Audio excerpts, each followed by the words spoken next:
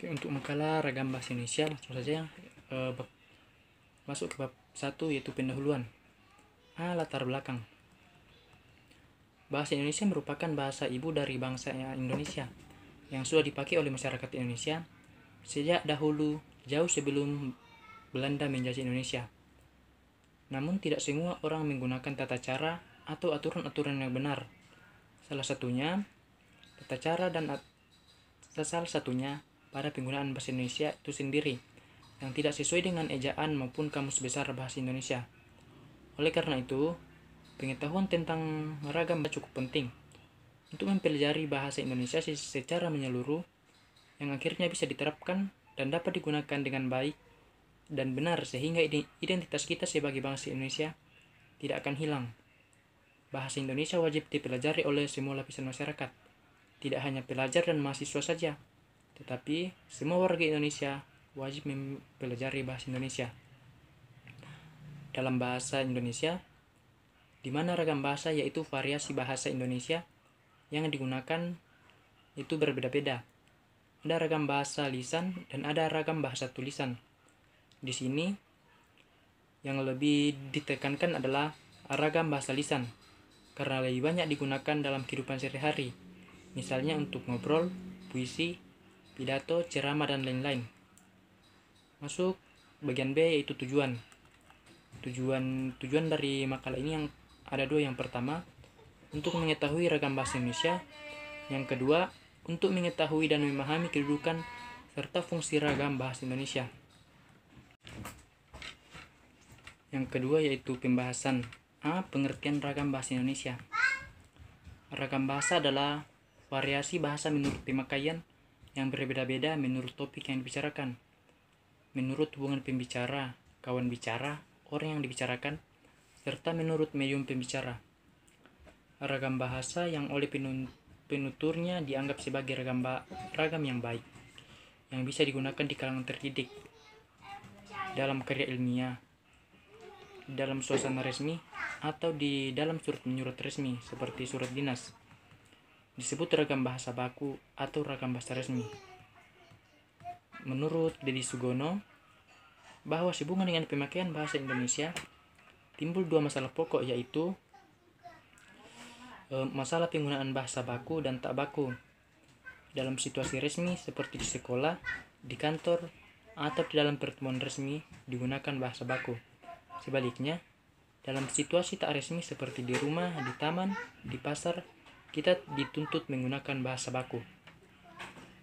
Yang kedua yaitu macam-macam ragam bahasa.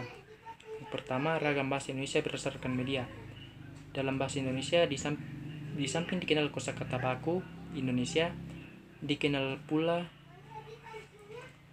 kosakata bahasa Indonesia ragam baku yang sering disebut sebagai kosakata B. Yang sering disebut kosakata baku bahasa Indonesia. Kosakata baku bahasa Indonesia memiliki ciri kaidah bahasa Indonesia ragam baku yang dijadikan tolak ukur dan diterapkan berdasarkan kesepakatan penutur bahasa Indonesia, bukan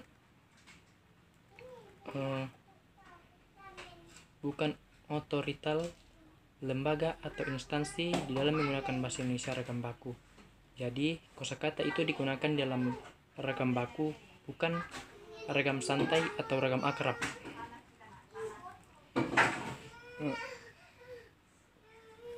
Kemudian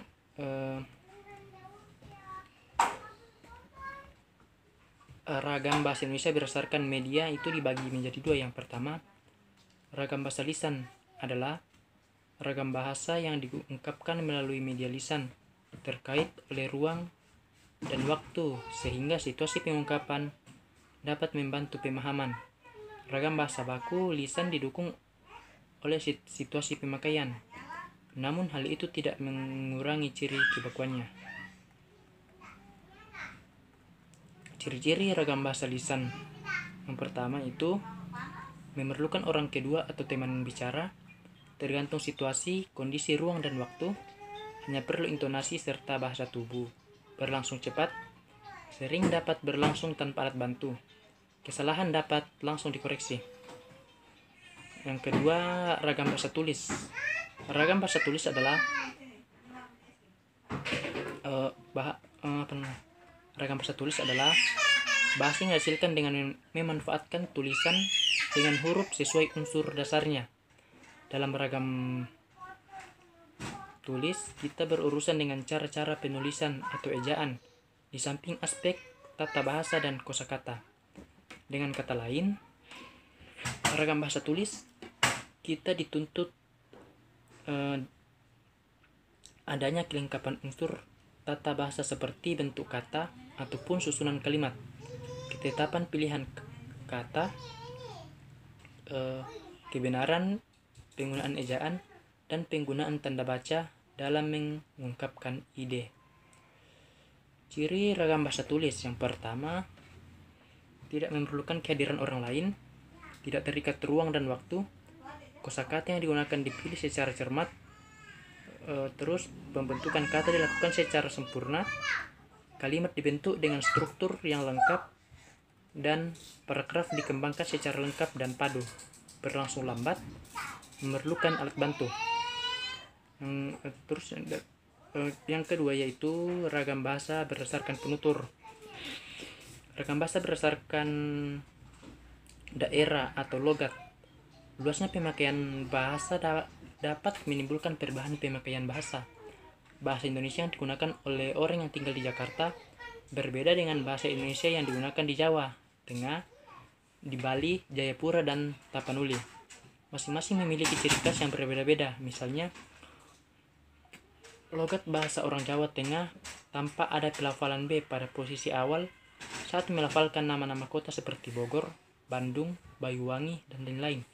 Logat bahasa Indonesia orang Bali tampak pada pelafalan T seperti pada kata itu, kita, cantik, dan lain-lain. Ragam bahasa berdasarkan pendidikan penutur bahasa Indonesia yang digunakan oleh kelompok penutur yang berpendidikan berbeda dengan yang tidak berpendidikan, terutama dalam pelafalan kata yang berasal dari bahasa asing. Misalnya, fitnah, kompleks, vitamin, video, film, fakultas. Penutur yang tidak berpendidikan memungkinkan akan mengucapkan fitnah, kompleks, vitamin, video, film, fakultas. Nah, perbedaan ini juga terjadi dalam bidang tata bahasa. Misalnya, membawa seharusnya membawa.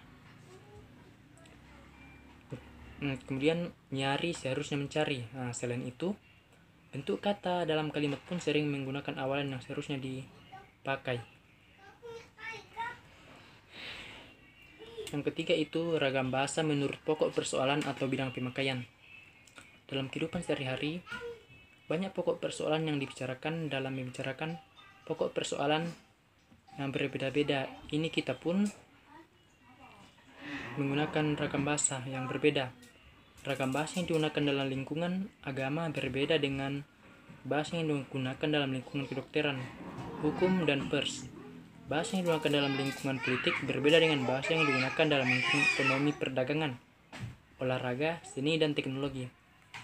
Ragam bahasa yang digunakan menurut pokok persoalan atau bidang pemakaian ini dikenal pula dengan istilah laras bahasa. Nah, termasuk bab ketiga yaitu penutup. Kesimpulan ragam bahasa. Kesimpulan ragam bahasa adalah variasi bahasa menurut pemakaian yang berbeda-beda, menurut topik yang dibicarakan, menurut hubungan pembicara, kawan bicara, atau orang yang dibicarakan, serta menurut medium pembicara. Dalam konteks ini, ragam bahasa meliputi bahasa lisan dan bahasa baku tulis. Pada ragam bahasa baku tulis, diharapkan para penulis mampu menggunakan bahasa Indonesia yang baik dan benar, serta menggunakan ejaan bahasa yang telah disempurnakan atau EYD. Sedangkan untuk ragam bahasa lisan, diharapkan para warga negara Indonesia mampu mengucapkan dan memakai bahasa Indonesia dengan baik, serta bertutur kata sopan, sebagaimana pedoman yang ada. Saran sebagai warga negara Indonesia. Saran yang kedua, yang bagian B yaitu saran. sebagai warga negara Indonesia, sudah seharusnya kita semua mempelajari ragam bahasa yang kita miliki, kemudian mempelajari dan mengambil hal-hal yang baik yang dapat kita amalkan dan kita pakai untuk berinteraksi dalam kehidupan sehari-hari. Nah, sekianlah hasil presentasi dari makalah dari makalah sejarah bahasa Indonesia dan ragam bahasa Indonesia. Sekian dari saya. Terima kasih.